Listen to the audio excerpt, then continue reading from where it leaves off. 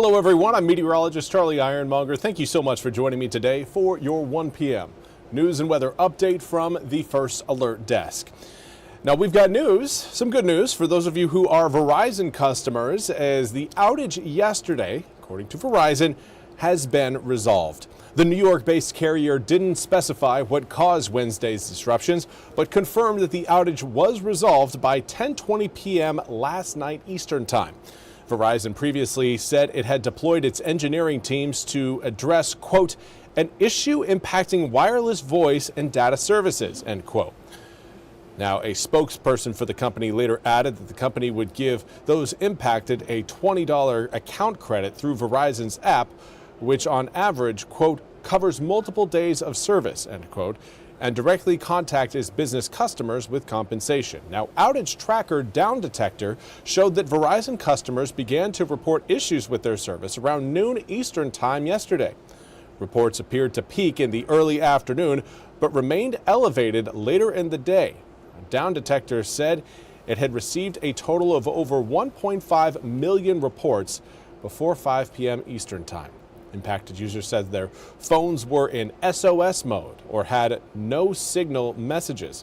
In cities like New York, alerts warned that the outage may disrupt 911 calls, urging residents to try landlines and devices from other carriers if available, or visit a local police or fire station in person in case of emergency. Now, other major hubs impacted by Verizon's outage included Houston, Philadelphia, Dallas, and Miami, per Down Detector. But many consumers across the country said they experienced disruptions. Now, when cellular outages happen, some phone companies also urge consumers to try to connect to Wi-Fi and use internet calling. If Wi-Fi is still unavailable, there can be a limited number of other options, including sending messages via satellite on newer iPhones. And we also want to turn our attention to the ongoing protests in Iran as the death toll continues to rise from protesters. NBC's Keir Simmons has more on what the U.S. is potentially going to do and what the status is down at the ground in Tehran. Hey there, night after night here in the Middle East, we have anticipated US strikes in Iran. Now President Trump seems to be holding off, while exclusive reporting from NBC News says Trump wanted any action to be swift and decisive. But according to a US official and two others familiar with the conversations, he was told there was no guarantee the Iranian regime would quickly fall. Meanwhile, a 26-year-old, Irfan Soltani, will not face the death penalty, according to the Iranians. That was after his family had said they feared that he was hours away from execution. President Trump saying that one of the reasons that he has pressed pause on a strike on Iran is because it is said there will not be executions of protesters. Groups that support the demonstrations, the protesters, say there will be huge disappointment at that. But Arab governments have been telling me this week they were worried about the potential for chaos in Iran. And President Trump, speaking to Reuters, expressing doubts about who would take over if the regime fell. This region is still tense. The president leaving his options open. Keir Simmons, NBC News, Dubai. Thank you very much, Keir, for that report. Now for your weather forecast. I know a lot of people are wondering, okay, what's happening this weekend? Are we going to see snow? Right now, it's looking likely that most of eastern North Carolina will see snowflakes. The caveat there is that accumulations and seeing snowflakes, while in the same general bubble of winter weather, not exactly the same thing. You can get snowflakes and have no accumulations. Well, you got to have snowflakes if you're going to see accumulations. But again, it is not a guarantee just because you have flakes coming down that you'll start to see them piling up on the roads or grassy surfaces. But this round, I think we are again looking at certainly accumulations across parts of eastern North Carolina. I think most of us will likely end up seeing about an inch of snow out of this system. Probably not going to be, again, a massive system, not one that's really going to shut eastern North Carolina down for several days.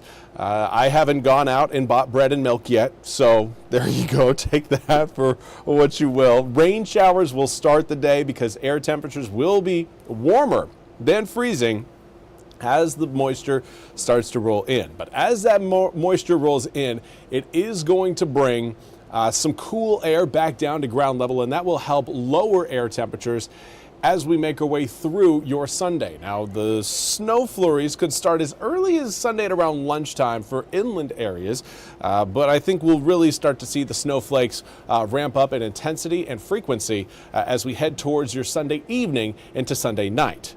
That's when air temperatures really start to fall, and we will see, again, more accumulations the later we get in the day.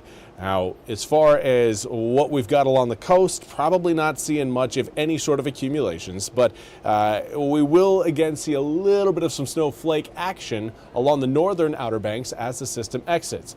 Currently, we've got air temperatures generally in the low to mid 40s across most of eastern North Carolina. Still have 37 degrees in Roanoke Rapids, 38 in Ahoskie. The rest of us at 40 degrees or warmer, but it's certainly not feeling like that. Feeling noticeably cooler because of the 7 to 15 mile per hour breeze that is present across the area.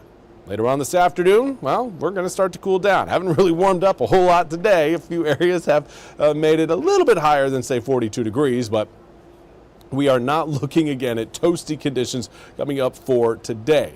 Later on tonight, we're going to be dropping down below freezing as we head towards around 7 p.m. It will obviously feel quite a bit colder than that when you factor in the breeze, but the breeze out of the west-northwest tonight is going to be swinging around to the west-southwest for tomorrow. It will help boost air temperatures from the low to mid 40s today into the mid to upper 40s coming up for tomorrow afternoon.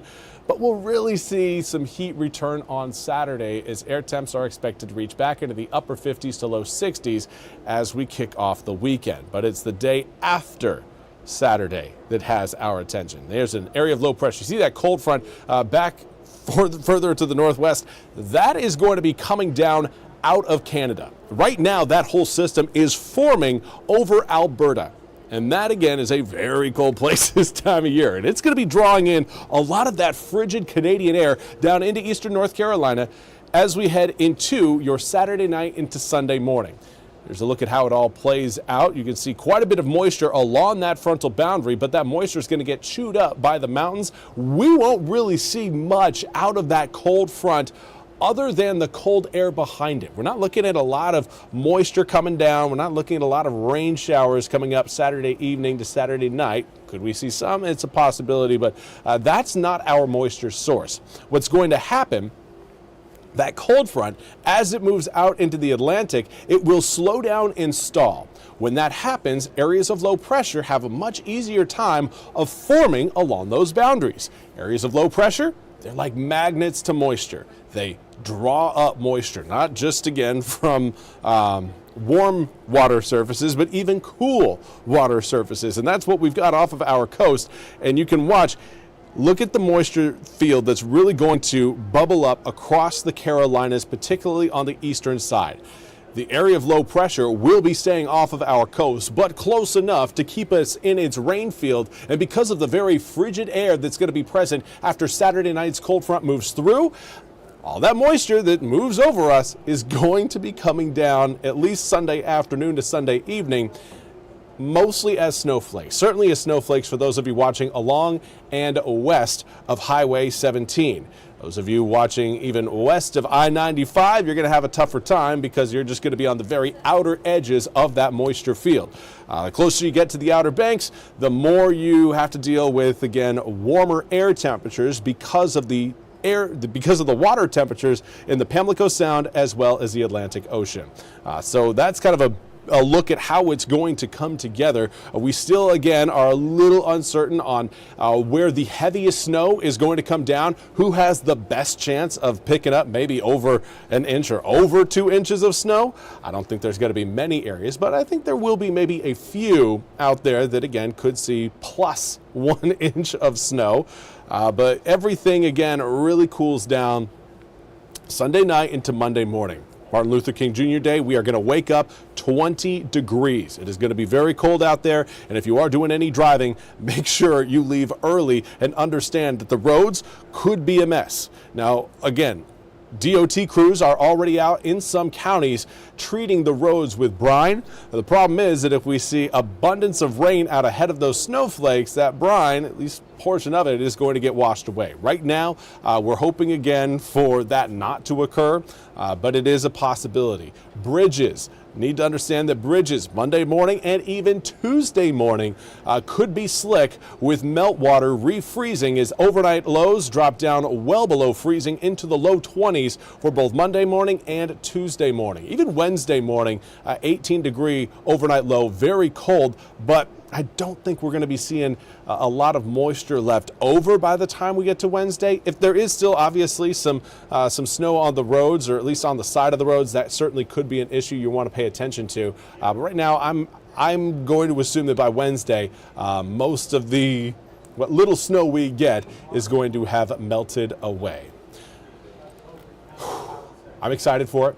I am excited for it. I haven't gotten the sleds down yet, but I think that will be happening later on tonight, just because, if you got to lean into these situations if you love some winter weather. Now, if you don't, totally understand. Snow can be an absolute headache. It can be dangerous, and it can be something you really don't want to deal with. The good news is that this is not going to, again, be a system that shuts down eastern North Carolina for an extended period of time. An inch of snow can lead to dangerous driving conditions, but it's not something that eastern North Carolinians can't handle. And I do believe our DOT crews are going to do a very good job of keeping those roads as clear as possible. I do want to say thank you to Juanita O'Neill for joining me over on Facebook. Some snow, more germs going away. I hope the germs go away. Getting more people outside to enjoy the snow, hopefully again gets people away from the germs that are inside this time of year. Anyways, that's all we have time for today's 1 p.m. news and weather update from the First Alert Desk. I want to thank you all so much for joining me. We'll be back with more news and weather coming up at the top of the hour. Until then, have a fantastic rest of your Thursday.